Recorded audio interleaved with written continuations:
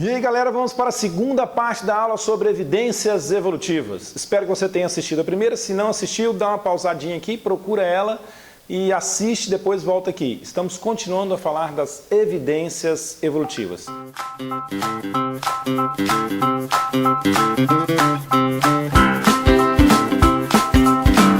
Senhor Biologia. Então vamos lá, vamos direto. Agora são as evidências morfofisiológicas. As semelhanças morfológicas e fisiológicas que existem entre os animais funcionam também como evidência evolutiva. E é muito interessante isso quando você pega logo de cara órgãos vestigiais. Nós temos um músculo aqui que algumas pessoas têm a habilidade de mexer a orelha. Eu não tenho essa habilidade. Tenta aí, você consegue mexer a sua orelha? Ou mexeu a aba do nariz aqui, algumas pessoas conseguem mexer a aba do nariz. Essa é uma habilidade que algumas pessoas têm, porque nós temos músculos aqui que não têm uma função muito real, uma função efetiva dentro do nosso corpo. Mas esses órgãos estão aí como uma evidência evolutiva.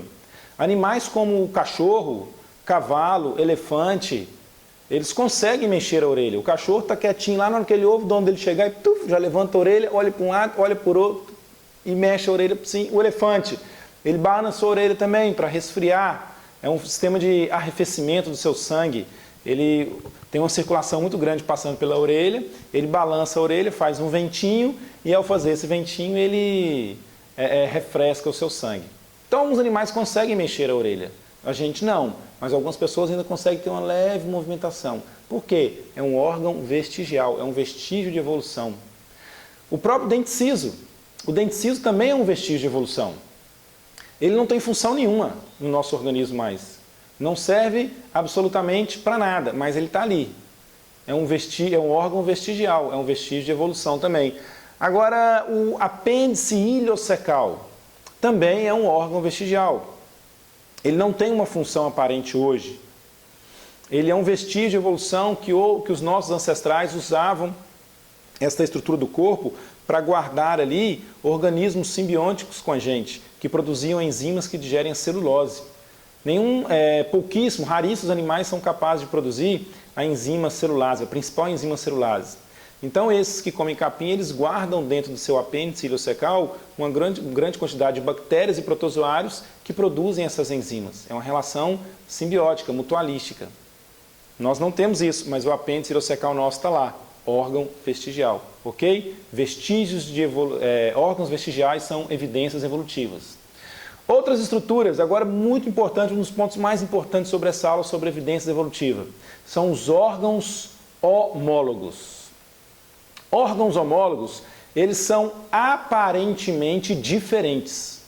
Eles não são semelhantes. Eles funcionam como uma evidência evolutiva por quê? Porque apesar das suas diferenças, eles guardam em comum uma mesma origem embrionária. A estrutura embrionária deles são semelhantes. O que aconteceu foi que aquela estrutura, aquele órgão, ele sofreu um processo de divergência adaptativa. Olha o esquema, olha a imagem.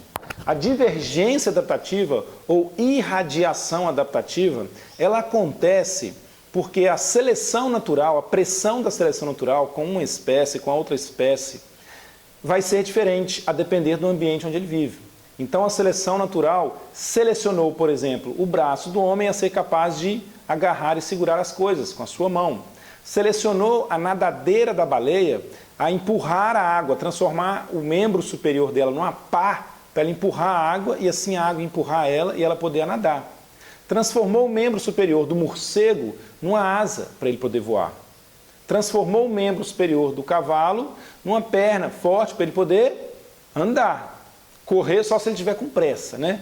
Transformou o membro anterior da topeira, que é um mamíferozinho que vive debaixo da terra, para cavar. Então perceba o seguinte, cuidado para não ter uma visão lamarquista da história. O bicho não mudou para poder viver naquele ambiente. Na verdade, o ambiente foi selecionando características que permitiu que aquele animal sobrevivesse naquele ambiente. E ao longo dos milhões de anos de evolução, várias características sendo selecionadas, transformou aquele órgão, aquele membro, na estrutura que ela é hoje. Por isso, houve uma divergência adaptativa, houve uma irradiação adaptativa, ok? Exemplos de órgãos, então, que eu citei. O braço do homem, que serve para agarrar e pegar as coisas. A perna do cavalo, perna dianteira do cavalo, para comparar, que serve para andar. A nadadeira da baleia, para nadar. A asa do morcego, para voar. A perna da topeira, para cavar. Esses órgãos são órgãos homólogos. Eles têm uma mesma origem embrionária, ok? Agora atenção, eu vou falar dos órgãos análogos. Esses órgãos não são evidências evolutivas. Muito cuidado com isso. Eu só estou citando ele aqui agora porque é importante citar junto com órgãos homólogos. Mas não é evidência evolutiva. Eu estou abrindo um parêntese no assunto evidências evolutivas para falar dos órgãos análogos. Órgãos análogos vêm de analogia, semelhante. São órgãos que são parecidos uns com os outros, mas eles não têm a mesma origem embrionária. Portanto, eles não trazem qualquer relação de parentesco. Lá nos órgãos homólogos, todos aqueles animais que eu citei, eles têm um ancestral em comum. Todos são mamíferos, por exemplo. Eles têm um ancestral em comum. Nos órgãos análogos, você compara, por exemplo, a asa do morcego com a asa de uma borboleta. As duas estruturas têm habilidade para o voo.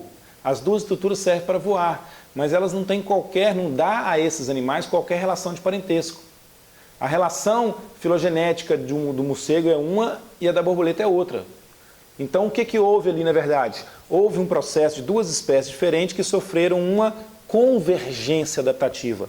Uma convergência adaptativa para um ponto que significa o quê? Habilidade de voar, ok? Órgãos análogos. O que mais vai cair em questão de prova sobre isso é querer falar para você um órgão análogo e dizer que aquilo é um exemplo de evidência evolutiva. Não é, ok? Deem uma olhada nas questões que vocês vão ver isso aí. E para finalizar, as evidências moleculares. Essas são importantíssimas, as evidências moleculares. Sendo bem breve, quando você compara as bases nitrogenadas que compõem o material genético de todas e qualquer espécie vivente nesse planeta, todas as espécies têm adenina, timina, guanina e citosina no DNA. E no caso do RNA, no lugar da timina você tem a uracila. Mas essas são as bases nitrogenadas presentes em todas as espécies de seres vivos, inclusive vírus. Isso mostra que existe ali um grau de parentesco, uma ancestralidade em comum entre todos os seres vivos no planeta. Ok? Então, se você achava, eu não vim do macaco, não, você não veio do macaco. Você e o macaco têm um ancestral em comum. Da mesma forma que você e uma barata têm um ancestral em comum. Você tem um grau de parentesco com a barata. Esse grau de parentesco é mais distante que o grau de parentesco que você tem com o chimpanzé. Você tem um grau de parentesco com um fungo, com a levedura. Mas ele é bem mais distante que o grau de parentesco que você tem, por exemplo, com a barata. Certo? Então, as evidências moleculares mostram que todos nós desse planeta começamos a partir de uma vida inicial, uma fórmula de vida inicial que a partir dela disseminou, irradiou todas as formas de vida existentes hoje, através de um processo de especiação que durou aí milhões e milhões de anos. Uma evidência muito legal disso aí é o citocromo C. Olha esse gráfico.